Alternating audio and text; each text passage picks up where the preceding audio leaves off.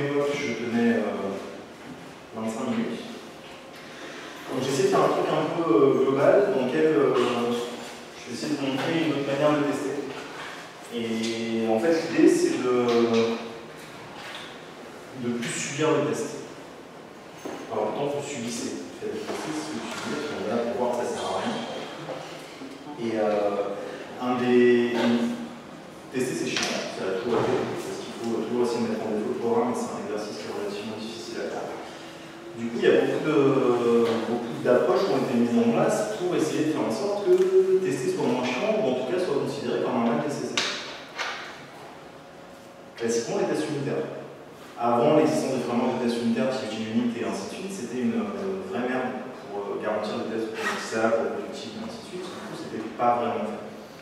Unit est arrivé, on a commencé à avoir des tests unitaires et ainsi de suite. Mais après, on s'est rendu compte que tester, en fait, c'était quasiment décorrélé de tout le reste. Les tests, on les faisait à la fin et du coup, c'est un peu galère. Donc, ce qui s'est passé, c'est qu'on a essayé de fusionner ce qu'on faisait habituellement avec une activité de test pour faire en sorte que ça soit beaucoup moins chiant.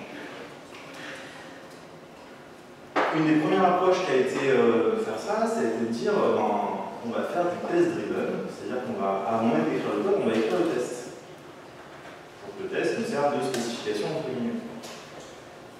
Ça existe depuis 2002, ça marche plus ou moins bien, ça dépend des gens, ça dépend des projets, ça dépend de plein de choses. Et un autre, et c'est quand même toujours décorrélé de l'activité de spécification, parce qu'on reste quand même au niveau du test unitaire, on reste quand même en train d'écrire des asserts, assigneur et ainsi de suite dans du code unit. Donc ça marchait pas trop. Après le test driven development, l'idée ça a été de créer du behavioral driven development. L'idée c'est de dire, vu que spécifiant on est obligé de le faire, donc on va écrire la spec, on va faire en sorte que cette spec, ça soit nos tests. Comment ça a été fait? Comment vous écrivez vos specs à l'heure actuelle? C'est une vraie question.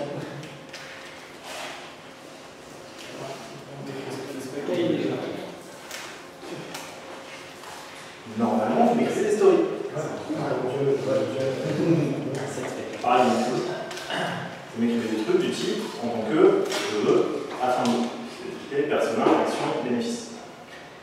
L'idée qu'il y a derrière le BDD pas pour base de données mais pour Behavioral Driven Development, c'est de dire ok, vu qu'on écrit des trucs en tant que je veux, afin de, si le je veux, on est capable de transformer ça en test, et le afin de, on est capable de le mesurer, du coup, notre story, ça peut devenir un test. Et en fait, quand vous écrivez une story, normalement, vous écrivez des tests d'acceptation avec. Vous écrivez des trucs qui permettent de garantir que ça passe. Et toute l'idée qu'il y a derrière le BDD, c'est de dire, on va écrire les tests d'acceptation comme si on les écrivait sur une feuille de papier, sauf qu'en fait, derrière, on va rendre ce truc exécutable, et ce truc exécutable, on va le faire que vous. Ok? Donc ça, c'est l'idée, et on va dérouler ça pendant ce kata pour créer notre première spec, notre première story en utilisant ce framework-là qui s'appelle Cucumber, et ensuite arriver jusqu'à utiliser des mocks pour gérer les trucs qu'on ne sait pas faire. Alors, il me fallait un exemple à dérouler. J'ai piqué un exemple à Nicolas et Viviane, qu'ils avaient utilisé, qui avait plutôt bien marché. On va s'intéresser à un plan de RAD dans un bar. Un plan de RAD. Ok. Donc les pics, la grosse story qu'on va chercher à attaquer ensemble, dans ce cas-là, c'est en tant que Roméo, je veux offrir un verre à Juliette afin de discuter et tout c'est fini. Ok? On peut imaginer qu'il y a une appli où on peut payer un coup à quelqu'un depuis son téléphone, et du coup on peut envoyer des messages à quelqu'un, donc on va s'intéresser à ça. On va essayer de mettre en place un système qui va nous permettre de spécifier comment on va faire pour que Roméo puisse envoyer Juliette, et de dérouler ce truc-là en décrivant la spec, et en rendant la spec exécutable. Ok?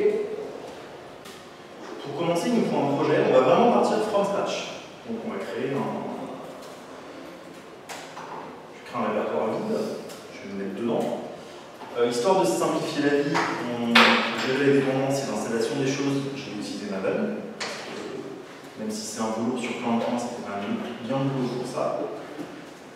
Donc on va créer un fichier qui représente le project object model. Et dedans, on va mettre pas des trucs si magiques que ça. Ce dont j'ai besoin, c'est de dire je veux charger l'environnement dont j'ai besoin pour faire ce que je vous ai dit. Donc je vais avoir besoin de charger pas grand chose, simplement de mettre 3 dépendances qui sont on va prendre Cucumber for Java. Donc là-dessus, j'ai besoin de charger Cucumber for Java, qui est la dépendance dans le jar qui va nous permettre d'opérationnaliser ce truc-là. On va prendre le lien avec JUnit, parce que comme c'est JUnit que vous connaissez, j'ai fait ça quand on va le test, et on va prendre la JUnit pour voir ce que j'ai besoin de Cucumber, de JUnit et du machin qui fait bien entre les deux. Et c'est tout. Je vais créer une arborescence qui correspond à des projets Maven. Donc je vais créer un fichier, enfin je vais créer un répertoire src main Java Dojo qui joue un package Dojo et src test Java Dojo, ça c'est un peu la base. Ce qu'on va rajouter, c'est un fichier, enfin un répertoire qui va nous permettre de contenir des fichiers de ressources. Donc on va se mettre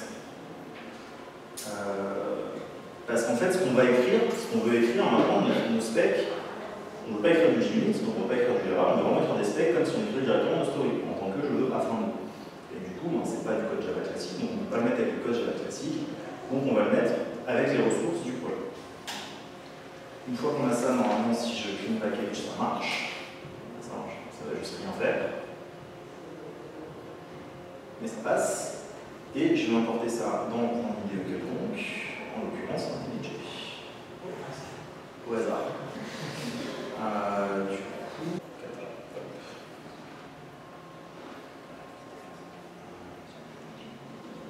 c'est un projet Maven. Next.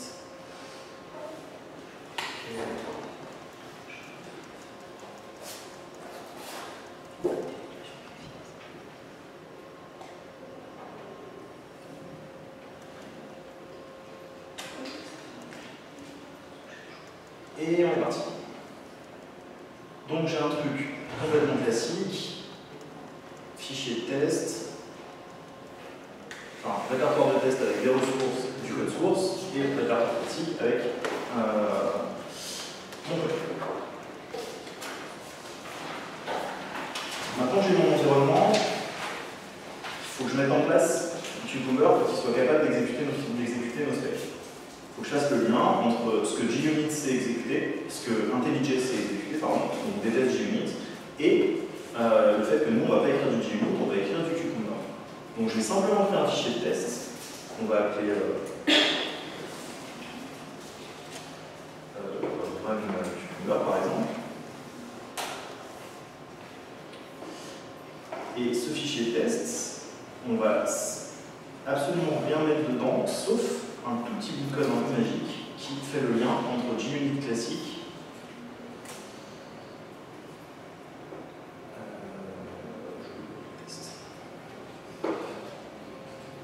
donc la seule chose, vous voyez dans le code ouais. Donc la seule chose que je dis, c'est que je crée une classe vide, d'accord, qui fait rien, parce que je ne veux pas écrire du JUnit, donc je ne veux surtout pas commencer à écrire du code là-dedans, et enfin je veux pas que ma spec soit du JUnit. Et je vais rajouter un run with Cucumber.class pour dire maintenant c'est Cucumber qui va gérer ce truc. Ok. Ce que ça me permet de faire maintenant, c'est de définir des ressources. Donc là-dedans, mon objectif c'est toujours pouvoir offrir, que Roméo puisse offrir un Morito à Juliette. Donc le kata s'appelle cocktail, donc je vais pouvoir définir en fait des fonctionnalités, je vais pouvoir spécifier mes fonctionnalités. Je vais pouvoir dire un truc du genre, ma fonctionnalité elle s'appelle cocktail et c'est une feature. Il y a des plugins qui existent pour gérer Cucumber dans des IDE, j'ai pris celui d'IntelliJ, donc il m'a mis un logo en forme de concombre, un peu carré, concombre, voilà. Qui dit que maintenant je vais pouvoir écrire des stories. Donc, ce que je veux, c'est créer une fonctionnalité. Normalement, j'ai de la complétion automatique. Je veux pas de complétion automatique. J'ai de la complétion automatique. Donc, je vais pouvoir créer une feature qui s'appelle cocktail et je peux écrire quelque chose pour documenter ma feature. Je vais prendre la grosse épître qu'on a vue tout à l'heure. Donc, en tant que Roméo,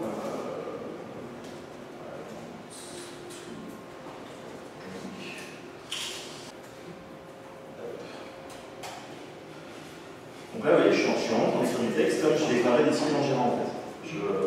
J'ai quasiment aucune contrainte. Ça va être un peu merdique pour opérationnaliser pour le moment. Mais on est presque en train de se dire que quelqu'un qui fait de l'ingénierie des exigences, un product owner par exemple, pourrait être capable d'écrire des trucs comme ça. Parce que, il n'a rien de plus que ce qu'il met dans mon cycle. Je peux lancer, parce que j'ai perdu ma souris, je peux lancer ça. Et ce qui va se passer, c'est que ça va être enclenché JUnit, et ça va me dire que, pour l'instant, il n'y a rien à faire. Par contre, il trouve qu'il y a une feature qui s'appelle Cocktail. Donc il a déjà identifié qu'on est en train de définir la feature Cocktail, par contre, il n'a rien à faire dedans, parce que pour l'instant, ok, j'ai écrit que Roméo pouvait offrir un pourboire à Juliette, mais ça s'arrête là. Maintenant, ce qui va m'intéresser, c'est commencer à définir des scénarios, commencer à définir des stories qui sont un petit peu plus propres, enfin plus concrets en fait, que juste cette grosse épique. Donc on a la grosse épique, donc on raffine en des stories un peu petites. Cucumber, c'est un truc qui vient de l'écosystème Ruby, et dans l'écosystème Ruby, il parle plutôt de scénario en fait, que de story. Donc ils ont gardé le mot scénario. Et en fait, on va commencer donc par créer un scénario. Hop. Quel serait selon vous le scénario le plus minimal qu'on pourrait faire? Si vous vous rappelez l'éléphant Carpaccio, le truc vertical, mais le plus minimal qu'on pourrait faire.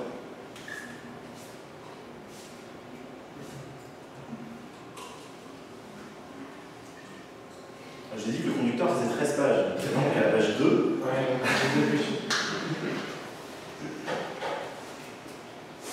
donc là, c'est une appli pour regarder l'air. Ouais. Bon, je fais le premier. J'ai toujours perdu ma souris, c'est un peu galère. On va dire, ma première story, c'est de créer une commande et de vérifier les vides. Ok, je vais pouvoir créer la commande vide avant de pouvoir dire ce que je mets dedans. Donc je vais juste dire que Roméo, il veut offrir un pourboire à Juliette. Je ne vais pas encore dire qu'il veut boire un morito, je vais juste dire que il veut offrir un pourboire. Les scénarios ne s'implémentent pas comme des stories. C'est pas du en tant que je veux afin de. C'est une autre syntaxe, mais qui veut dire exactement la même chose. Les concepts sont les mêmes, c'est juste la forme d'exprimer les stories qui change. Ça va être given, when, then. Donc, étant donné, je veux. Alors, donc on va dire given. Oui, c'est bien. Up. Given Romeo wants to have a drink. When an order is created for Juliette, then order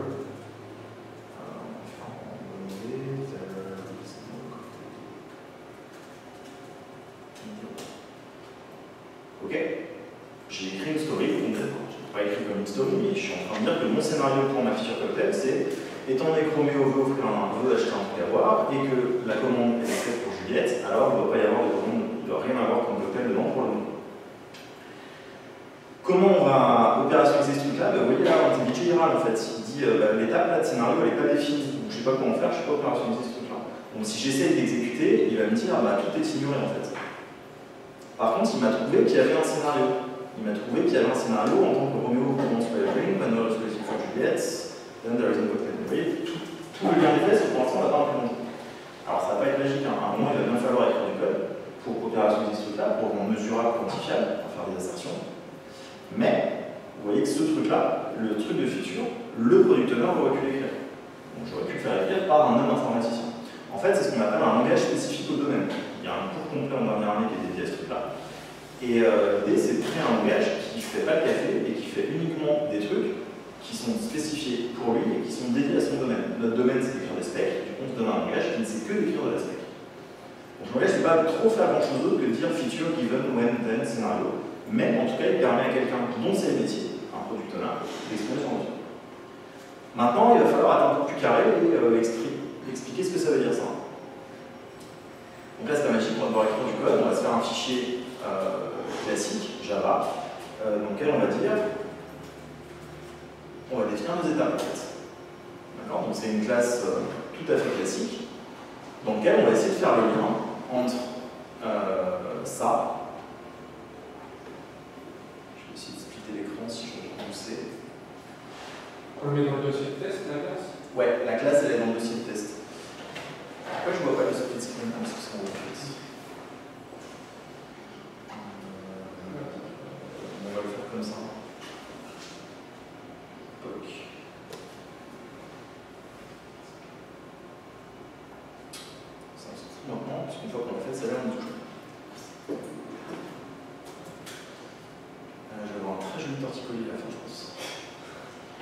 Et maintenant, on va devoir implémenter le code qui va permettre de faire, qu'on est Roméo peut faire ça, et ainsi de suite. Donc comment on va faire ça?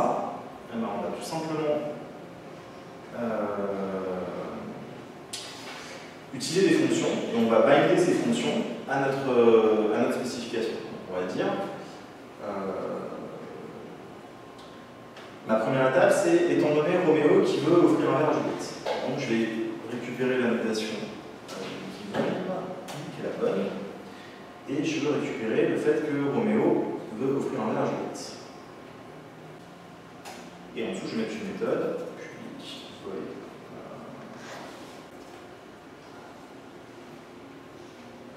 Et vous voyez, là il n'y aura plus. Maintenant, il a le lien entre ce truc-là et ce truc-là. Donc quand le product owner écrit, étant donné que Roméo veut offrir un verre à Juliette, ce que va faire Cucumber, c'est qu'il va exécuter cette méthode. Yeah. Et le controller, ça le J'y arrive. En fait, pour faire le lien entre ça et ça, c'est des expressions anciennes. Ouais, les expressions régulières, ça sert à quelque chose. Et en gros, on va juste dire, quand je chope dans l'aspect une phrase dont Roméo c'est le premier mot et dont Drink c'est le dernier mot et qui contient exactement ce truc-là, alors tu déclenches ce truc-là. Du coup, il match. Si je ne mets pas le chapeau et si je ne mets pas le dollar, ça veut dire n'importe où dans la phrase tu matches ce truc-là et du coup, le spec, elles sont potentiellement galeuses. Donc ce qu'on veut faire là, c'est créer une commande. On va se faire une commande globale dans la classe. On va dire qu'elle est privée parce qu'en Java on aime bien les machins privés. Et on va dire que O reçoit une order. Et on va dire que O.set from, on va dire que c'est Roméo qui paye. Ok? Relativement classique. Donc forcément, j'ai pas la classe order, j'ai pas les méthodes donc virales. On va se créer la classe order assez rapidement. Dans la classe order, on va mettre un from. Ça fait une éternité que j'ai pas écrit Java, donc vous allez voir très souvent oublier les points virgules. Et là-dessus, on va se faire un intercepteur. Et normalement, du coup, là, il arrête. Je peux continuer, je vais continuer d'ailleurs comme ça.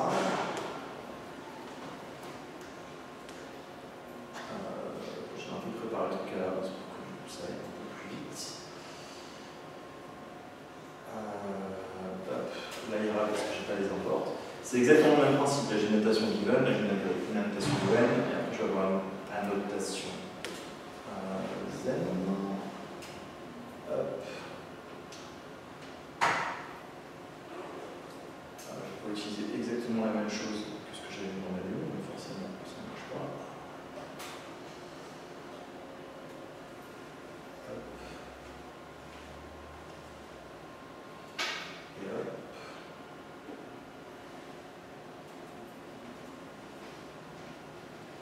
Du coup, là il y aura le plus. Par contre, côté définition des étapes, donc là je vais appeler ça from. On va appeler ça set to. Et du coup, on va définir la méthode.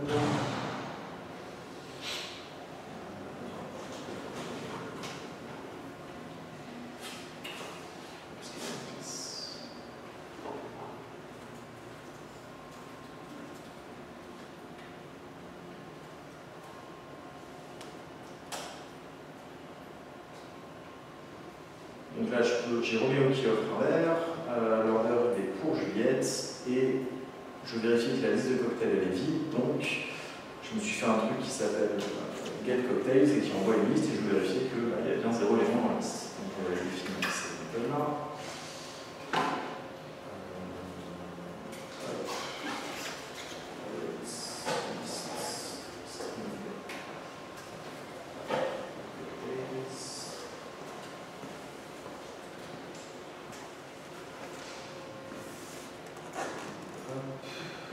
Ok, et on va se faire un getter. Là, il y aura le flux, et normalement, là, il y aura forcément, parce que j'ai pas un liste, et parce qu'il faut que j'importe Gboot.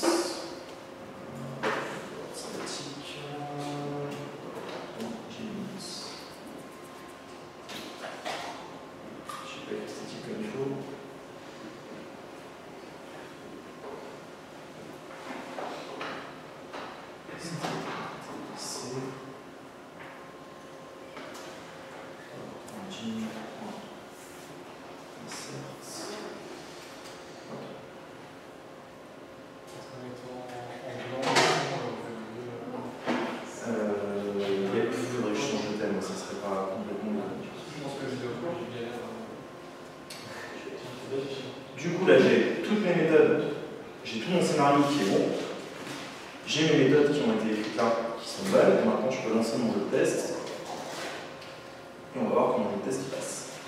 Ça passe. L'idée qu'il y a derrière ce truc-là, c'est d'arriver à séparer les tâches. En fait, que le product owner, il arrive à spécifier des trucs comme ça, que les gens qui écrivent les tests pour opérationnaliser les tests d'acceptation, ils écrivent des trucs comme ça, et qu'une fois qu'on a ces trucs-là, ben, automatiquement la stack soit exécutable et qu'on ne perde pas de temps à réécrire des tests en plus que ce qu'on a déjà. Ok? Sauf que pour l'instant, c'est quand même un peu plus pourri ce que j'ai écrit. D'un point de vue test, on cherche souvent à faire de la réutilisabilité, on cherche toujours à avoir des tests qui sont plutôt propres, et là, mes étapes de test, je ne peux pas en faire trop grand-chose d'autre. Ce qui va être intéressant, c'est d'arriver à faire des étapes qui soient potentiellement paramétrables. Que ce ne soit pas forcément Roméo qui va y ouvrir des verres, que ce ne soit pas forcément à destination de Juliette, et que par exemple on puisse vérifier qu'il y ait plus que 0 cocktail dans la liste. Comment on va faire? C'est relativement facile. Tout fonctionne à coup d'expression rationnelle. Ça veut dire, si j'ai envie de rendre ce truc-là variable, j'ai toujours perdu ma souris, si j'ai envie de dire que ça peut être quelqu'un d'autre que Roméo qui peut offrir des verbes, en fait, ce qu'il faut que je dise, c'est que dans mon given, là, je vais matcher autre chose que Roméo. Je vais matcher n'importe quoi. Ok? Et ça, en fait, ce qui va se passer, c'est que Cucumber, il va matcher l'expression régulière, attraper ce qui devient des paramètres, et les passer en paramètres de fonction.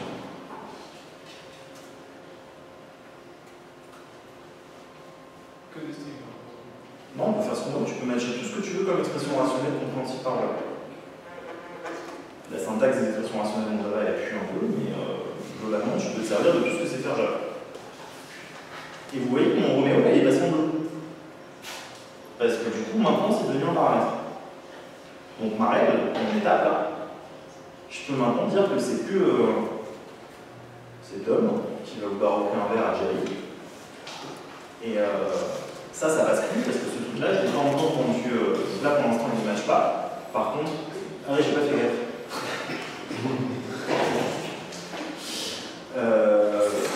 Mais on peut, pareil, on va dire en étoile, et là, ça devient un paramètre.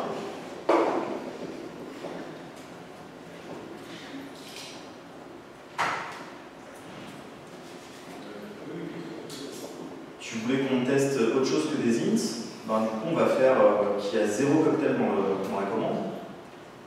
Ok. 0 cocktail dans la commande, on va dire.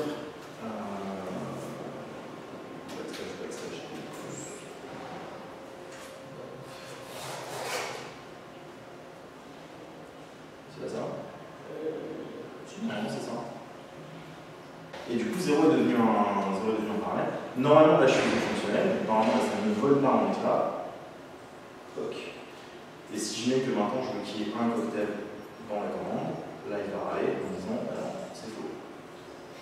Et il vous dit, c'est un retour chez une classique. Mais par contre, il vous dit que c'est dans la fonctionnalité machin, dans le scénario machin, cette étape de scénario, il s'est pas là.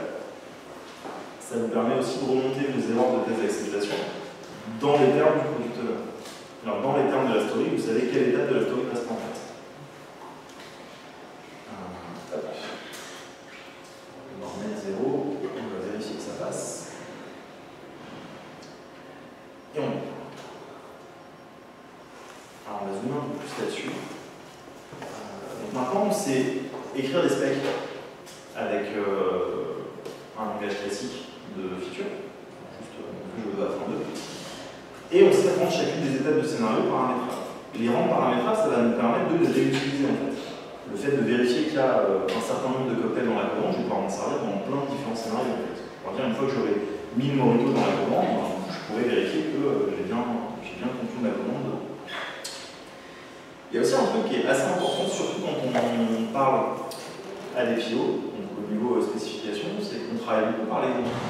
En serveur d'application, je vous ai donné des exemples de scénarios où il y avait des données. En surveillant mon GL, je vous ai donné des bouts de. Je vous ai montré des îles, je vous ai parlé continuellement, j'ai souvent parlé comme exemple. Donc, le langage de spec, en fait, un des gros avantages, c'est qu'il va nous permettre de rentrer des exemples. Il va nous permettre de gérer le fait qu'on veut écrire une seule spec et la dérouler sur plusieurs jeux d'exemples.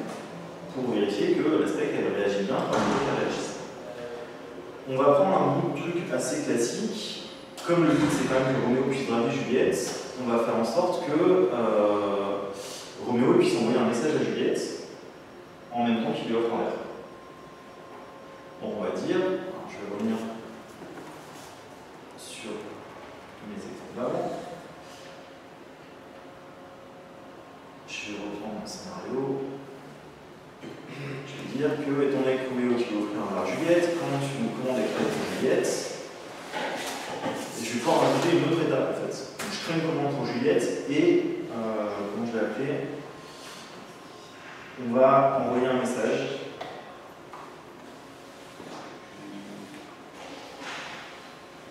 En même temps. Donc, je vais rajouter un message qui dit est-ce que tu veux discuter dans ma commande. Et je vais toujours vérifier qu'il y a toujours le cocktail dans la commande. Je vais aussi vouloir vérifier par exemple que le message c'est bien bon. Donc je vais dire par exemple que sur la note qui vient avec le message, bon, t'en prends dire que mes techniques de drague sont trop restreintes. Je veux dire, voilà, il y a un message qui dit de Roméo à Juliette, est-ce que tu veux discuter? C'est ça ce que je veux vérifier dans le point de métier. Donc il faut que je rajoute ces deux étapes-là. Elles sont relativement classiques, sauf que je me suis pointé fenêtre. C'est rien de plus que ce que je vous ai montré avant. Je rajoute une nouvelle condition web qui est quand un message qui dit. Alors là, l'expression rationnelle elle est un peu plus compliquée parce qu'il faut que je matche n'importe quoi qui ne contienne pas une chaîne de quote. Donc, ça, c'est la syntaxe Java pour dire ça. Je vais rajouter dans ma commande ce message-là. Donc là, forcément, il y a Ral qui ne connaît pas ce truc-là. On va écrire la méthode. La méthode, elle va faire message reçoit something. Et du coup, là, il y a Ral qui ne connaît pas le message. Du coup, on va créer un champ qui est une string et qui s'appelle message. Hop. Donc, il arrête de parler. Et on va se créer le test à la fin, le truc qui vérifie que le message est bien bon. Donc là on a dit get from.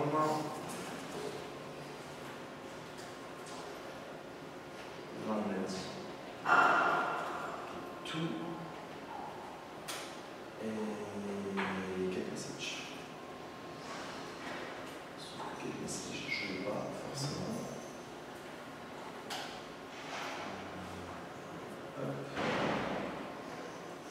Voilà.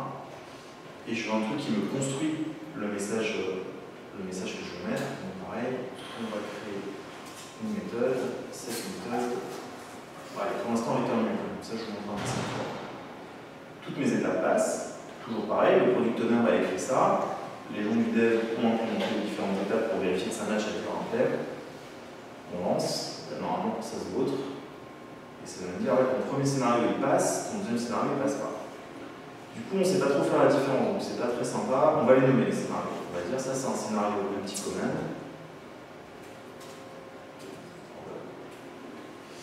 Et ça c'est un scénario use message.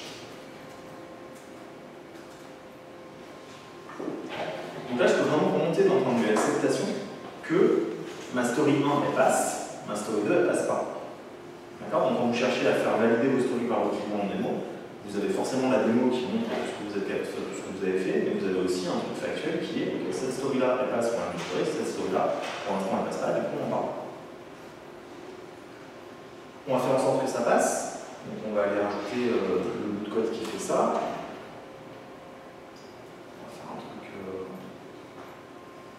Forcément super sexy d'un point de vue Java, mais c'est pas le but.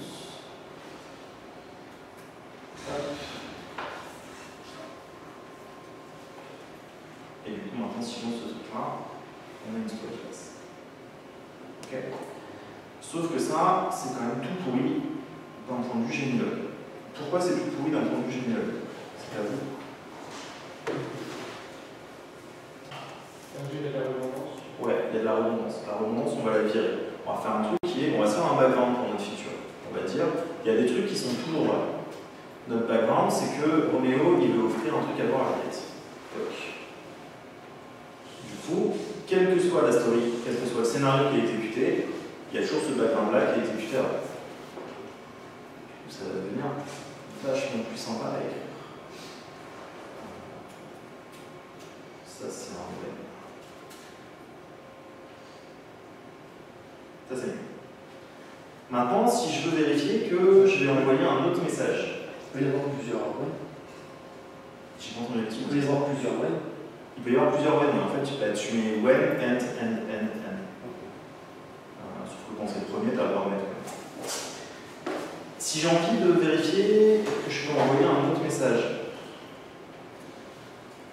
du coup, with message 2, et je vais dire on a chat 2, et puis je vais vérifier on a chat 2. Mais quand même, c'est un truc genre un background 2 juste pour le chat qu'on utiliserait là. En fait, vas-y. Du coup, là, les deux sont identiques à part les chaînes de caractères qu'on a changé. C'est ça. En fait, ce qu'on voudrait, c'est avoir pas un scénario en dur, mais avoir une espèce de template de scénario et pouvoir juste changer les mots qu'on met dans le template. En fait. Ben, c'est exactement ce qu'on va pouvoir faire. On va définir ce qui s'appelle un scénario outline, qui va s'appeler WithMessage, regarde le nom. Et en fait, on va prendre, alors là, il y a qui n'est pas complet forcément. On va dire que quand un message qui dit message est utilisé, ça on va même pas le vérifier, on s'en fiche, et que le ticket doit dire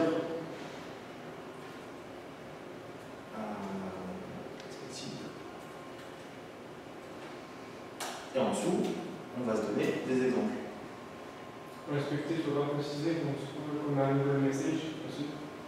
Parce qu'on met plein de trucs. Ça, on ne peut pas explicitement faire dans le langage qui est utilisé là, il est vraiment fait juste pour faire de la stack. Tu n'as pas de concaténation de chaîne de caractères ou ce genre de trucs. C'est un langage dédié en fait. Ça, il ne sait pas faire. Par contre, puis là, on est dans un cas très particulier où l'input et l'output sont à peu près proches. Par contre, ce qui permet de faire, c'est de définir des bases d'exemples. Donc, on va dire l'exemple, je vais donner MSG et je vais donner expected. Sauf que je me suis trompé de symbole. Et ce qu'on va pouvoir dire, c'est que quand le message c'est OneChat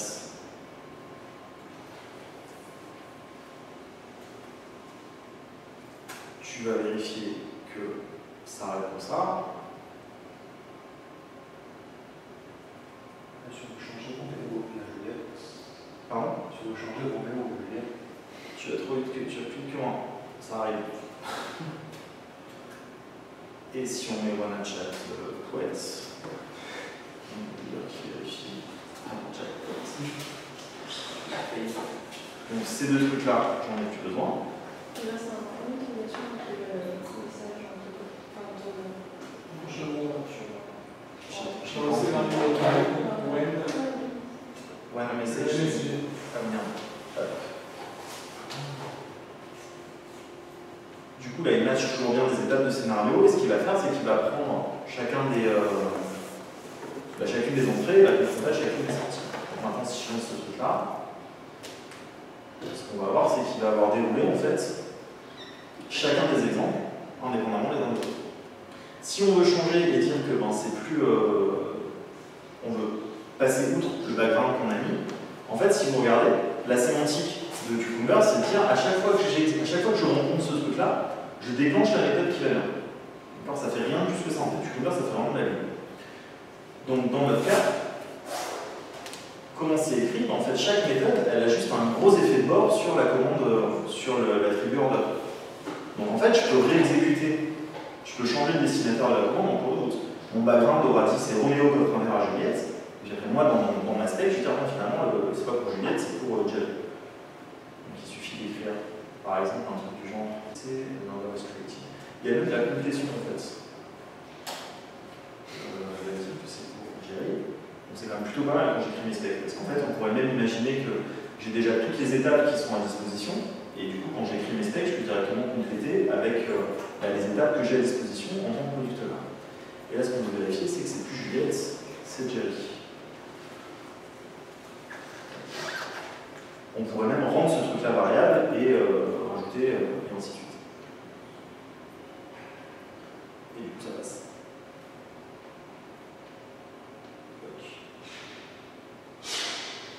Ok.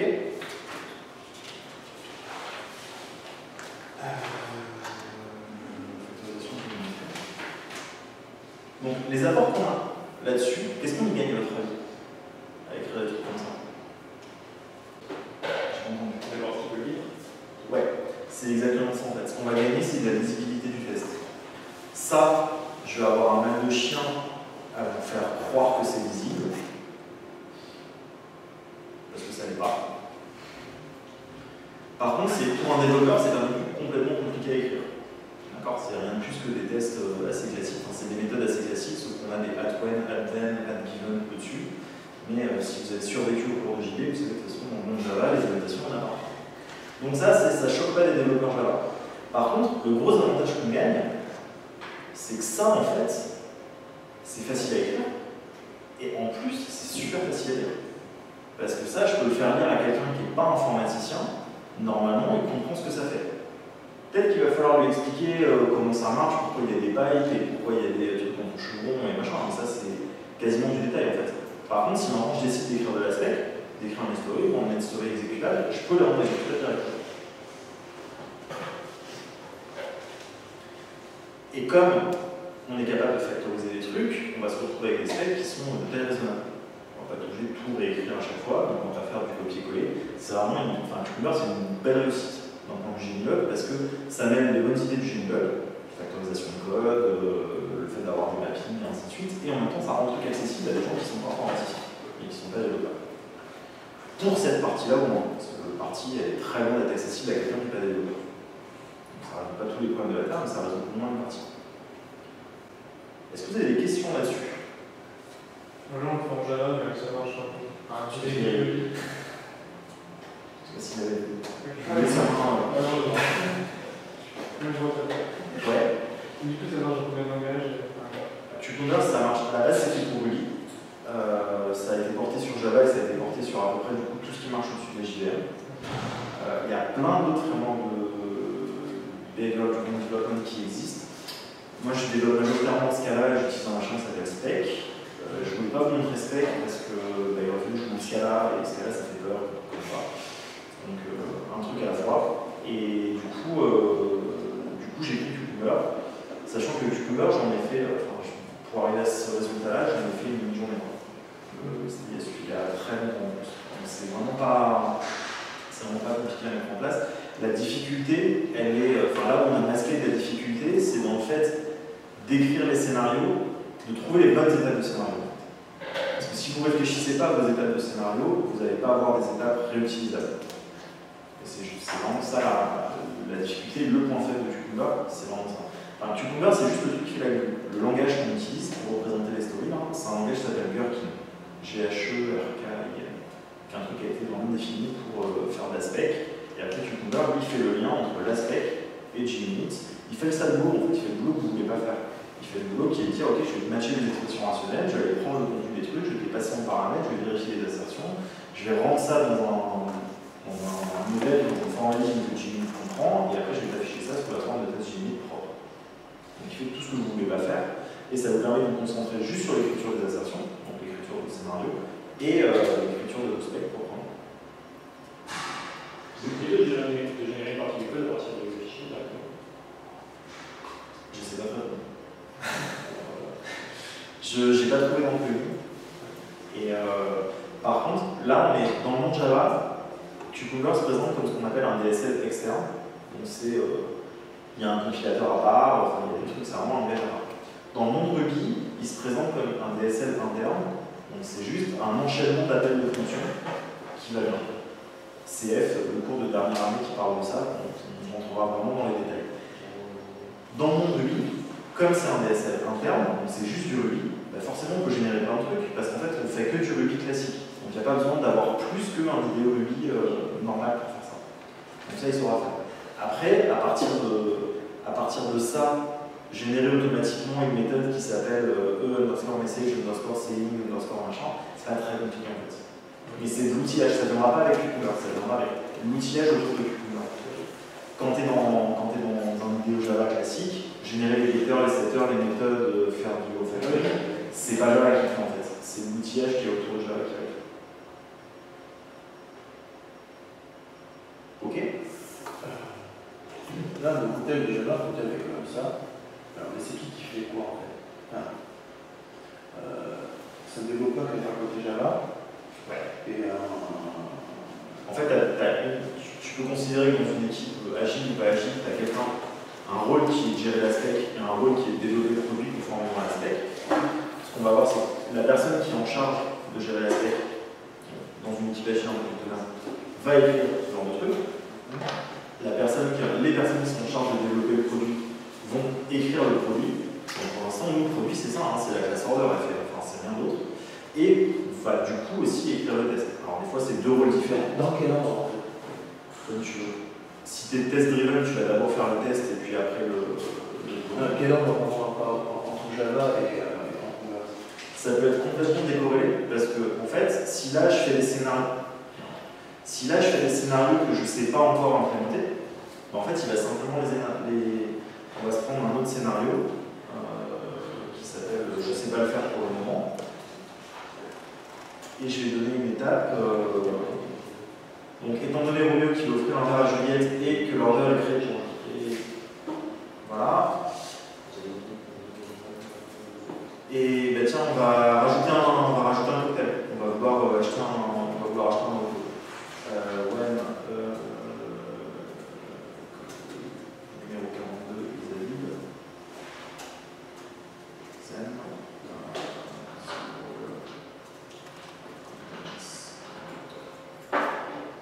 Ok. J'ai rajouté dans la commande le cocktail numéro 42 et à la fin, ça doit dire que pour cette commande-là, il y a un Morito qui est dedans. En tant que product owner, je peux écrire ce truc-là. Le seul truc qui me dit, c'est que pour l'instant, l'étape, je ne sais pas comment faire, parce que personne ne l'a implémenté. Ça ne m'empêche pas de dérouler mes tests. Ça ne m'empêche pas de dérouler ma spec exécutable. Il va juste dire, celui-là, je ne sais pas faire. Mais c'est pas grave, parce que les autres, je sais les faire en fait. Donc je peux décorréler ce truc-là. La difficulté va être sur faire converger les vocabulaires en fait. Faire converger ce qui est écrit dans la spec, ce qui est écrit dans le fichier de définition d'étape, pour que les expressions rationnelles matchent et ainsi de suite. On a majoritairement un focus sur Cucumber. L'idée était de vous montrer comment on pouvait écrire un scénario, comment on pouvait écrire un step, et comment on pouvait faire des scénarios un peu sympas qui soient exécutables plein de fois, et tout ce comme une schéma, on pouvait pas l'écrire plein de fois. Ça, c'est la première étape.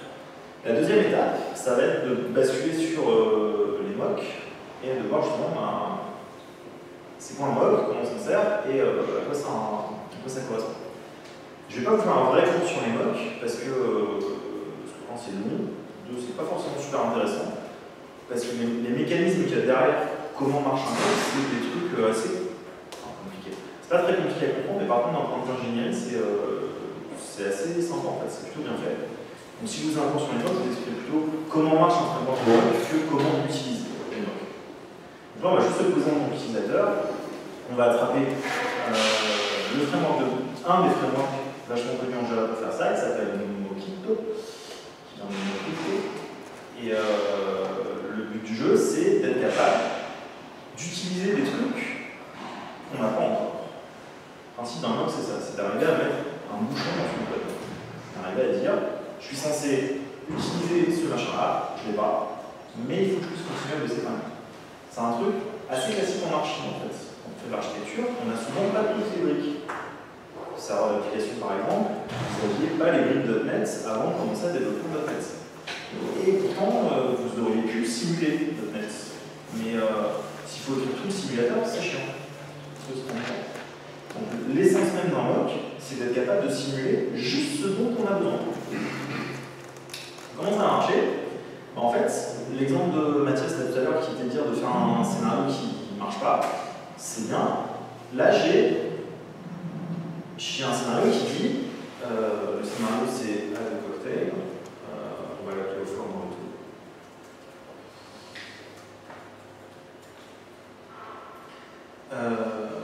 Je suis en train de dire qu'en gros, dans mon bar, j'ai une carte, j'ai un menu. Et je suis en train de dire que le cocktail numéro 42, en fait, c'est un Morito.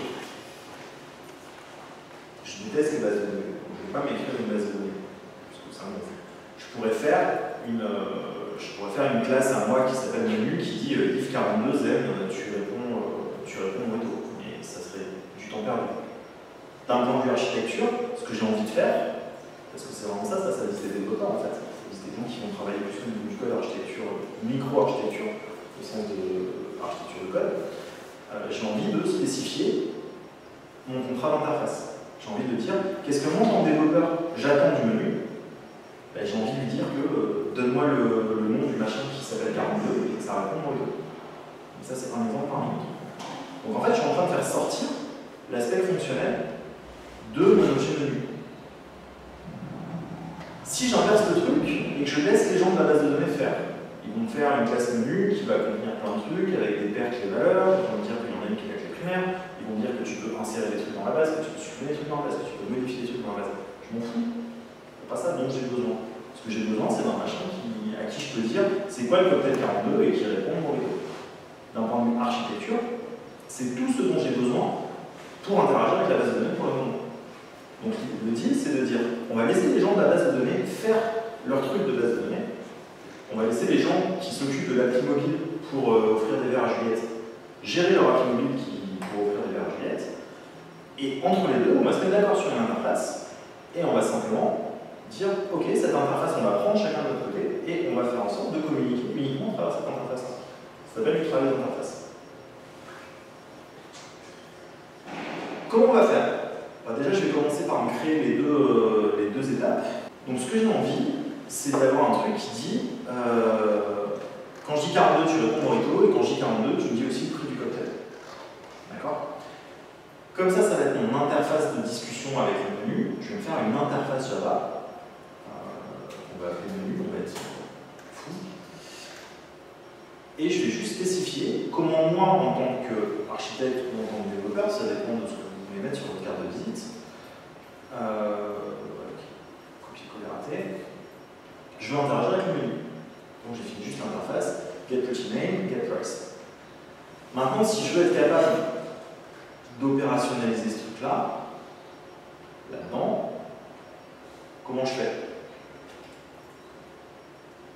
Globalement, je vais devoir me faire mon menu bidon qui implémente le menu et dire implémenter get price, implémenter get cocktail, enfin get petit name, et dire que quand tu reçois 42, alors tu réponds Morito, et quand tu reçois 42, alors tu réponds Zero.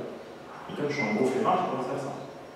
Parce que ça va me prendre du temps, potentiellement, là je vous ai fait une interface avec deux méthodes, mais peut-être que l'interface elle est monstrueuse du menu. On va pouvoir ajouter des éléments dans le menu, supprimer des éléments dans le menu, faire des sous-catégories et plein de choses, dont pour l'instant, on a tout. Moi, le seul truc que j'ai envie, c'est dans ce scénario-là, dire quand je te dis 42, tu réponds Morito. Parce qu'en fait, là je suis pas en train de tester la base de données. Je suis pas en train de tester le menu. Le menu il sera testé à part, avec des tests unitaires, avec plein de choses de base de données ou objets, on s'en fiche. Ce que je suis en train de tester, c'est que dans mon scénario, quand je demande un cocktail 42, à la fin, dans ma commande, il y a Morito. D'accord? C'est ça l'aspect fonctionnel. Je sais même pas qu'il y a un menu derrière, pour le moment. Donc ce que j'ai envie de dire, c'est qu'en fait, je vais utiliser, je vais avoir à disposition un menu et je vais pouvoir vérifier, gérer ce truc-là dans ma commande. Donc dans ma commande, je vais lui dire qu'elle a un menu. Hop.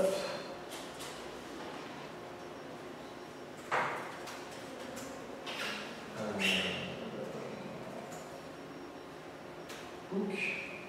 Ok. Je vais me faire un getter et un setter. Et je vais aller faire un add cocktail qui va faire un truc complètement fou.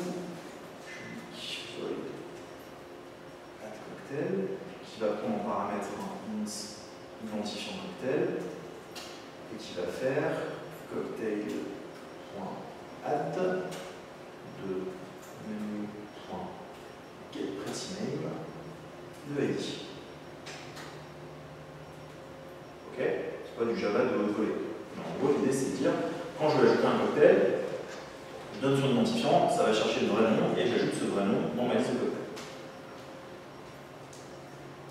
Donc ce que j'ai envie de faire maintenant là, c'est dans mes étapes, d'avoir à disposition la possibilité d'utiliser, de vérifier ça. Donc j'ai besoin de deux étapes que je n'ai pas pour le moment. tiens, on va réutiliser une étape qu'on avait déjà d'ailleurs. And there is one.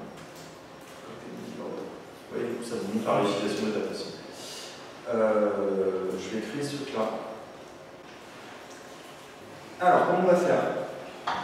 On va se faire une étape comme une autre. C'est un.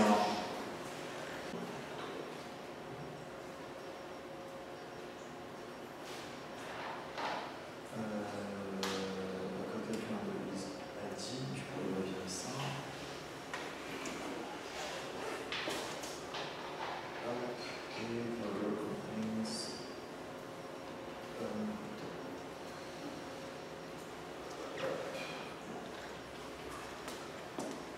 Bon, sauf que ça, c'est absolument très clair que ça ne marchera pas. Pourquoi ça ne marchera pas? Parce que je vais prendre une grosse menu pointer exception, parce que le menu, je ne l'ai jamais utilisé.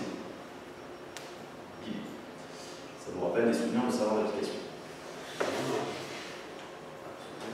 Mais j'ai pas envie d'implémenter moi. Parce qu'encore une fois, cette interface elle pourrait être extrêmement compliquée et ça me gonflerait de devoir tout réimplémenter. Donc ce qu'on va faire, c'est qu'on va utiliser un bouchon.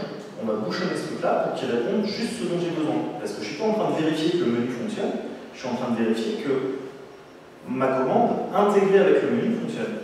C'est ça que je vais vérifier. Donc pour arriver à faire ça, on va aller se donner accès à Mockito.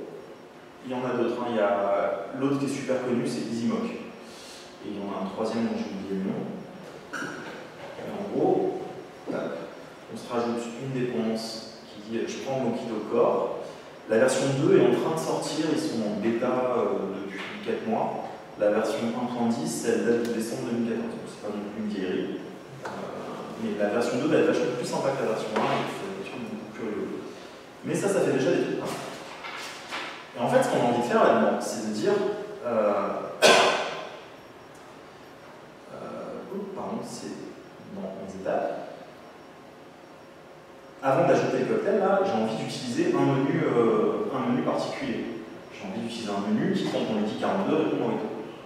Donc ce que je vais faire, je vais créer un menu. Mock reçoit.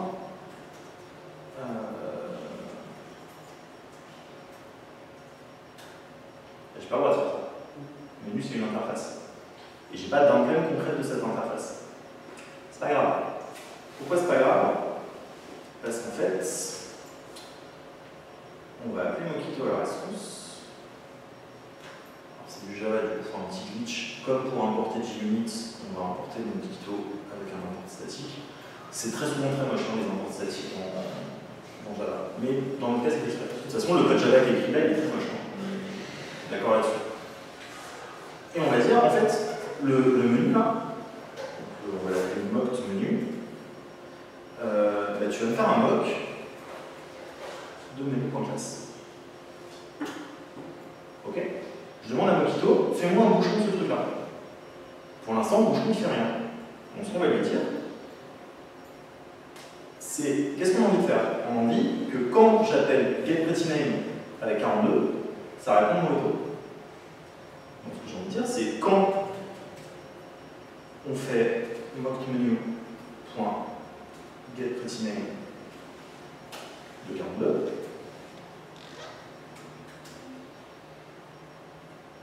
tu réponds c'est un answer ou un return? C'est un return, pardon. On ne peut pas définir tout ça et écrire un test. Si, on pourrait le faire avec un test. En fait, le truc, c'est que par contre, très souvent, ton mock il dépend de ton test. Parce que là, c'est pour ce test-là, enfin, étant donné notre définition. En global, pour tous les tests, définir tout comportement d'interface comme ça? Si, tu pourrais. En fait, là, l'idée, c'est de dire tiens, on va le faire. Et hop.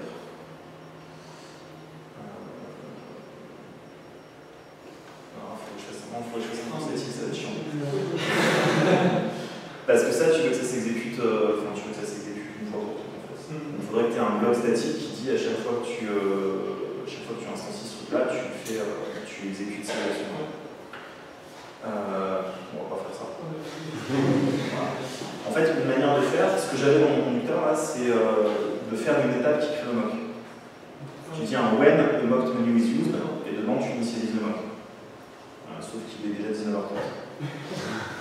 Mais voilà, l'idée c'est, ce que je vais vous montrer là en fait, c'est surtout ça.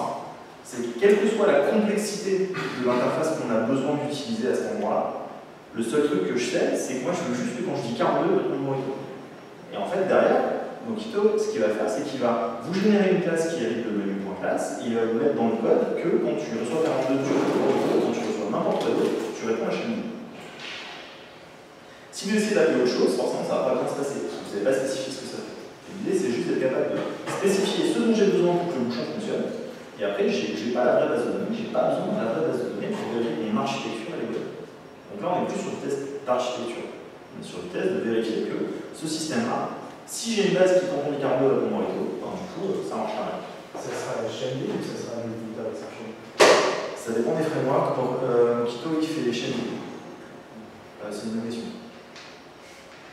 Normalement, il répond l'élément neutre du type. Donc sur un Mockito avec 0, sur une chaîne, j'en sais rien. On peut tester si tu veux.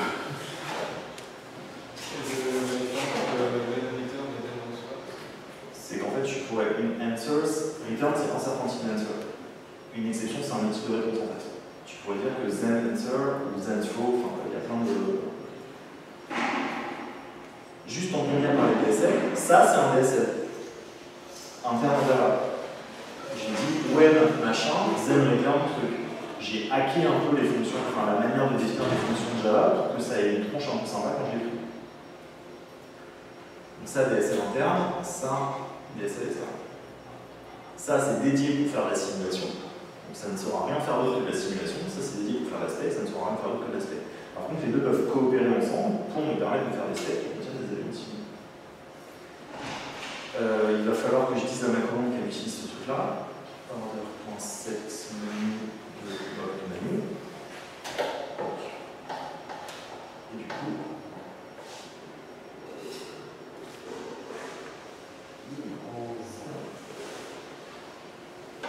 vous voyez l'intérêt? Je peux avoir un truc vraiment compliqué parce que c'est pas forcément moi qui l'ai défini. D'accord? C'est peut-être, si on réfléchit d'un point de vue découpage de tâches, c'est peut-être les gens en charge de la BD qui vont définir l'interface du menu. Donc, ils vont définir tous les trucs que vous pouvez faire avec le menu. Dans mon test, j'ai pas besoin de tout ça.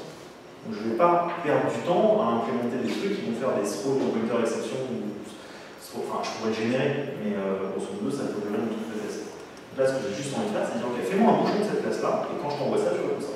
Parce que c'est tout ce dont je veux. Ça a des travers, hein. Très souvent, vos tests passent plus, parce que vos tests passent pas parce que vous avez mal spécifié le bouchon. Vous avez oublié que vous alliez appeler un machin d'une fonction du bouchon, et enfin une fonction de ce que vous avez bouchonné, et du coup bah, forcément ça ne répond pas ce que vous voulez que ça réponde, et du coup le test claque. On va voir le faire en petit plein. Ça vous permet de bien comprendre les interactions entre votre code et le code que vous bouchonnez. Ça veut dire que vous avez une mesure de couplage en fait. La taille de votre bouchon, le nombre d'instructions qu'on est obligé de mettre là, c'est le nombre d'hypothèses que fait order sur menu. Et ça, c'est la définition du couplage. C'est exactement si écrit mon mock ça prend ça, c'est-à-dire que du coup, ça ne sert à rien de dire que c'est découplé parce qu'en fait, c'est tellement couplé qu'on ne peut pas vivre l'un sans l'autre. Ok? Autre utilisation des mocks qui est assez courante, c'est quand on a le code mais qu'on ne veut surtout pas l'appeler. Est-ce que vous avez une idée de code qu'on ne voudrait surtout pas appeler? Du code non. Ouais, par exemple. Du code cher. À chaque fois que j'appelle PayPal, ils me prennent 10 centimes. Du coup, j'ai pas forcément envie que pour l'exécution de ma base de test, à chaque fois que je déroule mes tests, ça me coûte 2 $. Ça serait dommage, parce que du coup, je les lancerais beaucoup moins. Il y a des sociétés qui font pas ça. Il y a des sociétés qui, par exemple, ont des numéros de carte bleue test, fake, et du coup déroulent tout le truc avec un numéro de carte bleue fake, et à la fin de la journée, purgent les bases pour virer toutes les transactions avec les numéros de carte bleue de test, parce qu'ils n'ont pas forcément la possibilité de mettre du mock. On ne peut pas tout le temps mettre du MOV partout. Parce que des fois, c'est arbitrairement complexe la manière dont sont représentés les objets, et écrire le MOV reviendrait à se prendre la tête plus qu'autre chose en fait. Donc c'est assez pratique quand il y a vraiment du couplage vache. Dès que vous avez des trucs qui se parlent mais pas trop, c'est très facile de mettre un bouchon et du coup ça va beaucoup plus vite. Si vous voyez qu'en mettant le bouchon, ça devient vraiment galère, c'est que vous êtes vraiment sur des trucs qui ne peut-être pas découper comme ça, ou peut-être que c'est pas si découpable que ça, ou peut-être que votre solution c'est vraiment votre problème, et du coup vous essayez de couper un truc qui fait le. Donc là, dans notre cas, on va dire que le paiement coûte cher. Ce qui va m'intéresser, c'est d'être capable de dire que, en fait, fonctionnellement, je ne veux pas vérifier qu'on a payé. Parce que ça, c'est PayPal qui va me dire que la transaction a bien été payée. Ce que je veux vérifier, c'est que le service de paiement a été appelé. Je veux vérifier que, dans le déroulement de mon process, j'ai bien appelé paiement une fois, pour quand je dois payer un cocktail. Donc on va se faire on va se remettre un autre truc qui dit when mocked menu.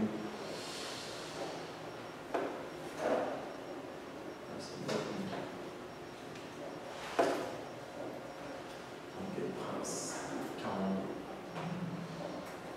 C'est un terrain. Par contre, il y a moyen de lier ça vers quelque chose. De lier ça vers. Parce que là, si on voulait mettre 41, c'est plus un comptable, on refait le lien avec le comptable. Je vais refaire un truc qui dit when mocked menu pour un. Il n'y a pas quelque chose qui existe pour dire. Il y a d'autres mots-clés dans le DSL de Mockito, enfin, il y a d'autres fonctions dans Mockito qui permettent de faire des trucs un peu plus compliqués. Là, je montre vraiment la base. Je montre le concept du mock, comment on fait pour créer un mock, comment on fait pour spécifier ce qui répond quand on l'appelle. On peut faire des mocks qui répondent des choses différentes à chaque fois qu'on les appelle. Si je rajoute un zen-return derrière, ou un zen-return, je sais pas, numérique, la première fois que j'ai appelé sur 42, il va répondre auto, et après, il va répondre numérique. Ça peut servir par contre qui compte ou ce genre de choses. Voilà, ça c'est bon, donc ça doit toujours marcher. Et ce qui va m'intéresser, c'est de faire un système de caisse pour être capable d'aller payer ce truc-là. Donc, ce que je vais faire, c'est que je vais prendre. On va se faire une interface de paiement. On va dire que c'est l'interface de PayPal par exemple.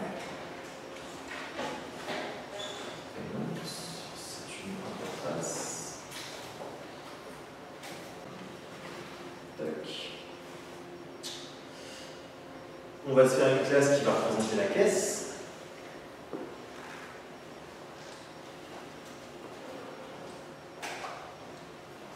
Et cette classe, on va tout simplement lui donner une méthode.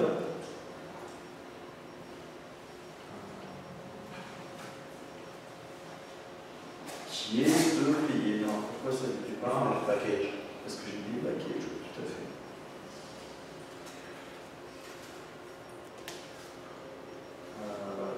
Forcément, maintenant, il faut que je sois capable de dire combien il y a sur la commande. On va aller rajouter ce truc-là. Hop, donc il m'a fait dans order un truc qui s'appelle bill amount. Il faut juste que je fasse gaffe à chaque fois que j'ajoute un cocktail, incrémenter ce truc-là. Donc, on va rajouter que bill amount au début il vaut 0. Et on va rajouter qu'à chaque fois que j'ajoute un cocktail, on fait un bill amount plus égal de menu.getPrice de x. Ok, c'est toujours pas du Java de haut volet, mais c'est vraiment juste pour vous montrer. Du coup, maintenant, je vais pouvoir me faire un fonctionnement. Je vais pouvoir me faire un scénario qui dit quand le cocktail 42 est ajouté, le cocktail contient un gâteau et il y a un cocktail dans la commande. On va pouvoir dire and Romeo take his order, then the other contains tomatoes, there's one cocktail in the order, and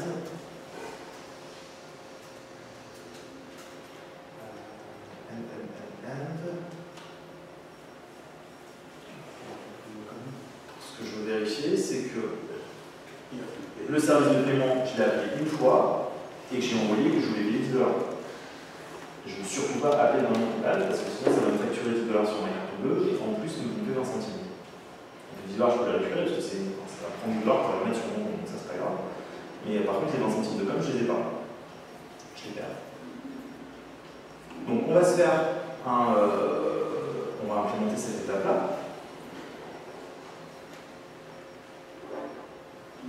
Et en fait, c'est comme d'hab, c'est une question de définition de façon là. On va dire, quand on veut payer son vendeur, on va se faire un mock du système de paiement et on va filer ce système de paiement à notre caisse. Ça, je vais en faire un fil, Utility Payments, machin. Donc là on est bon. Et maintenant, quand je veux vérifier que le composant a été appelé le bon nombre de fois, ben en fait, toujours dans le DSL de Mockito, j'ai un truc qui dit je vérifie que PayPal il a été appelé N fois sur sa méthode Perform Payments avec le. Et dans la syntaxe, pourquoi je me suis foiré? Est-ce que j'ai bien fait ça? Voilà. Donc là, je dis il doit être invoqué une fois pour 10 $. Donc le premier, c'est le nombre de fois et le deuxième, c'est la valeur du paiement. Et je dis PayPal doit avoir été invoqué N fois et je dois avoir fait un Perform Payment pour cette méthode. Vous pourriez dire que je veux un Perform Payment de n'importe quelle valeur. Vous pourrez faire.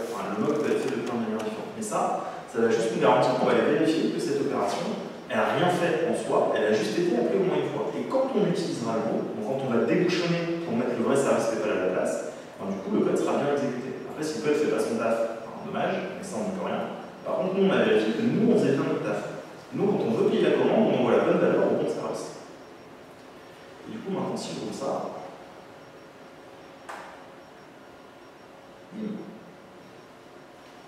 je suis allé vérifier que quand j'offre un Morito, ce qui était le but du kata, que Roméo soit capable d'offrir un Morito de Juliette, on est capable d'ajouter le Morito dans la commande, on est capable de simuler le comportement de la base de données juste sur ce qu'on en dit, on est capable de simuler le paiement juste sur ce qu'on en dit.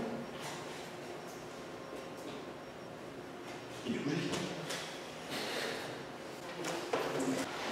Je t'ai convaincu que les tests, ça servait à tout. Dans ce cas-là, ouais.